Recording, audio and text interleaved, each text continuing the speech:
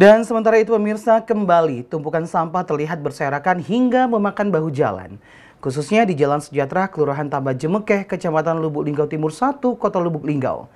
Sampah tersebut ternyata terlihat berserakan hingga menimbulkan bau tak sedap dan sangat mengganggu pengguna jalan.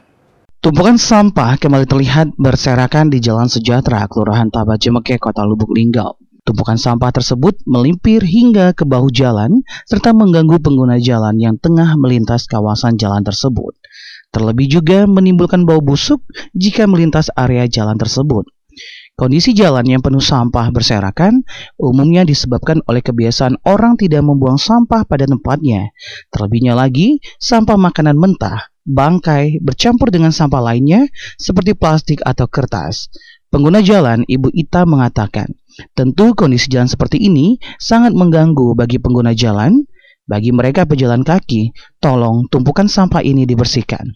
Kembali dirinya menyampaikan, banyak masyarakat tidak mendengar peraturan pemerintah tentang pembuangan sampah ini. Kedepannya ya bagi kami pejalan kaki ini ibarat itu dibersihkan lah, tolong walaupun ada peringatan kayak gini, masih aja masyarakat tuh ibarat itu mengabaikan omongan dari pemerintah. Ganggu banyak yang busuk kayak gini kan.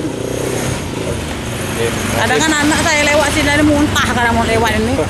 Ya namanya kita. Eva Lobarodi, Silampari TV melaporkan.